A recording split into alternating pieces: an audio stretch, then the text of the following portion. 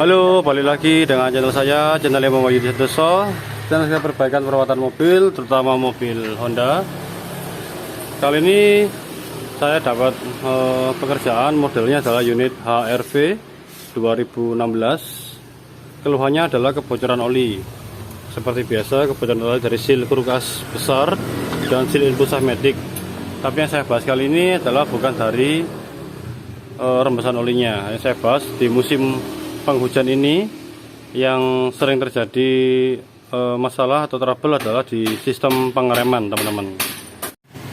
Oke, sesuai dengan judul teman-teman, kita akan membahas kali ini soal pengereman atau sistem rem yang tromol ya, atau yang pakai kaliper yang disc brake atau cakram ya, yang pakai kaliper rem, bukan yang tromol. Nanti kalau ada kesempatan yang tromol saya akan bahas lagi.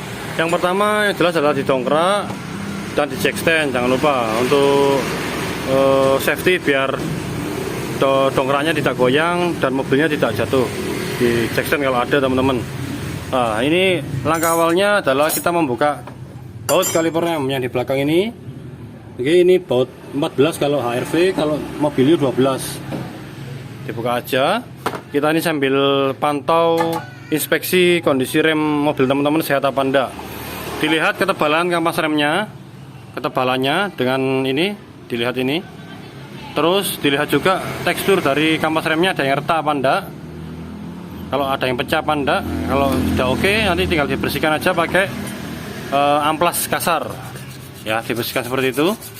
Sama yang di celah-celahnya ini, teman-teman ya. Ini sudah tak bersihkan sih, cuman buat contoh teman-teman aja. Ini celah-celahnya yang penting, debu-debu biasanya terperangkap di sini, debu-debu kotorannya. Seperti debu-debunya ini ya. Terus ini namanya kampas rem ya, teman-teman pasti sudah tahu semua. Ini piringan rem, disc brake. Ini kaliper rem. Ini pin kaliper rem yang dibuka ini. Pin kaliper rem ada bootnya. Bootnya ini hilang. Biasanya pengaruh ada bunyi, bikin bunyi kletek-kletek kalau ininya hilang. Ini seperti ada karetnya ini ujungnya ya, buat peredam. Tapi kalau ininya melar juga bisa bikin pin kaliper ini macet. Ini harganya kalau mobil Mio sekitar 75 sampai 90 ribu. Kalau HRV saya tidak hafal. Nah, perawatannya ini cuman yang fat yang lama, grease yang lama atau gemuknya lama dibersihkan aja pakai macun. Terus dilumasi lagi pakai grease yang baru atau stempel yang baru ya. Dengan harapan tidak ada kemacetan. Terus diperhatikan juga karet kaliper remnya seperti ini. Ini contoh mobil yang lain sudah aus. Kalau sudah aus teman-teman, ini melar. Ya, ini boot pin kalipernya ini melar. Kalau melar, air dan debu bisa masuk sehingga pin kaliper rem tadi itu macet. Jadi macet rem itu disebabkan dari dua, bisa dari pin kaliper atas atau bawah yang macet, bisa juga dari piston kaliper rem yang macet atau korosi.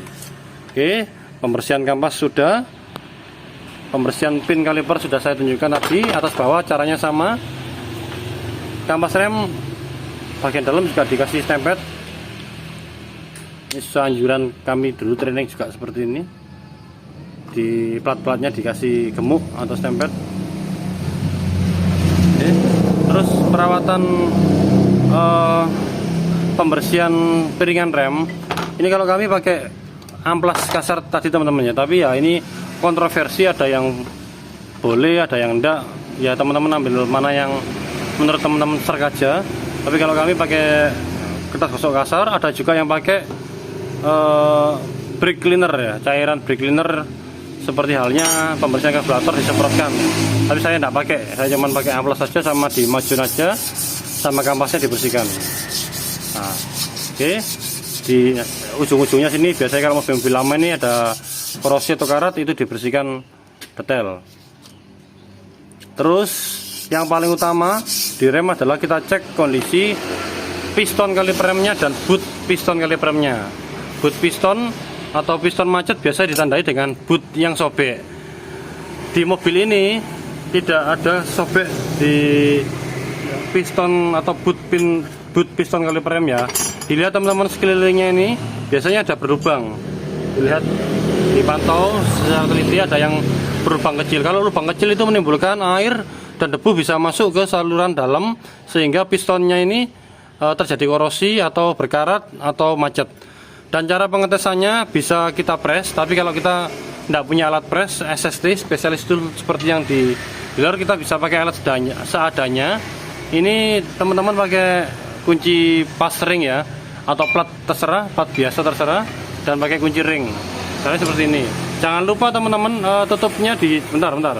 Jangan lupa tutup reservoir minyak remnya dibuka dan dipantau ketinggian level minyak rem waktu kita press ya. Karena gitu kalau kita press ini akan meluap kembali ke sini minyak remnya. Jadi diperhatikan level minyak remnya. Kalau teman-teman tidak dibuka, takutnya nanti meluber kemana-mana karena ada luberan dari piston rem yang dipres. Kembali lagi cara ngepresnya, ini dilihat teman-teman jaraknya, kan ada tonjolan dari piston ya. Nanti kita press itu kita mengecek apakah piston ini bekerja macet apa enggak. Kalau macet ini dipres berat sekali dan tidak mau masuk. Caranya seperti ini.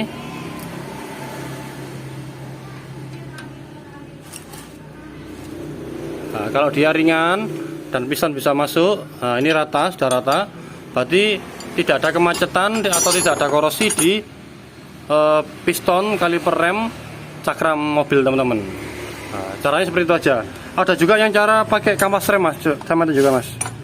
Ngepres cara kampas rem ya, kampas remnya ditumpuk seperti ini, terus pakai kunci ring tetap, ya dicongkel. Seperti itu. Ini lebih enak, lebih kuat ini pegangnya. Ini sudah rata. Tadi kan nongol ya, ini sudah rata. Jadi ini saya pastikan tidak ada korosi di dalam kaliper remnya ini. Nah ini saya ada besok ini ada pekerjaan yang irinya macet HRV juga. Saya usahakan saya rekod juga kalau sempat ya teman-teman. Ini maaf saya agak jarang bikin video karena schedule servisnya yang harus terpenuhi, janji sama pelanggan tidak enak. Oke, kalau sudah oke ya nanti jangan lupa setelah kampas rem dibersihkan, teman-teman sebelum pakai mobilnya remnya harus dikocok dulu, ditekan beberapa kali, karena kalau tidak ditekan beberapa kali teman-teman melaju itu sekali ngerem itu ambles seperti blong. Jadi pertama kali habis saya pembersihan rem jangan lupa di pedal remnya diinjak-injak dulu dan kondisi mesin nyala ya, jangan dipakai di jalan dulu sebelum mesin dinyalakan dan diinjak-injak pedal remnya, karena pernah terjadi itu seperti ngeblong remnya. Karena ngeblong itu kenapa? Karena piston ini tadi kan dipres, dia kan rata, dia belum ada jedanya, belum nempel ke kampas remnya. Jadi itu ada beberapa kali injakan baru dia sudah mapak sendiri ininya. Saya tunjukkan level minyak remnya tadi yang meluap. Ya ini tadi kan tidak segini ya levelnya ya. Begitu dipres tadi ini mau meluap atau mau tumpah-tumpah. Kalau tidak dipantau akan meluber kemana-mana, bisa merusak cat juga. Dan dipastikan lagi teman-teman, sebelum dipakai mobilnya, habis servis rem, pengecekan rem, teman-teman harus hidupkan mesin dan tekan-tekan pedal remnya. Supaya kenapa? Supaya mengembalikan posisi piston rem yang maju ke permukaan dari kampas rem biar tidak blong. Ya, itu teman-teman ya. Ini tidak saya praktekkan yang hidupkan mesin dan kocok-kocok, karena ini masih proses pengisian oli, transmisi, nanti kita breeding juga radiatornya. Oke, semoga bermanfaat teman-teman untuk pemeriksaan rem mobil teman kali ini. Besok saya usahakan akan saya tunjukkan rem HRV yang macet atau yang susah dipres atau yang berat saat dipres, karena kemungkinan ada korosi atau sealnya yang sudah melar, seal kaliper rem. Semoga bermanfaat, semoga teman-teman mendapatkan pengetahuan baru. Hujan-hujan rem sangat diperhatikan, karena rem itu nyawanya mobil teman-teman. Kalau mesin mungkin mogok ya bisa diderek, kalau rem amit-amit tidak minta, kalau ada apa-apa bisa membahayakan keselamatan pengguna jalan lain dan kita sendiri. Semoga diberikan keselamatan semua, tidak ada masalah di mobilnya, aman selalu, salam juluran, Terima kasih.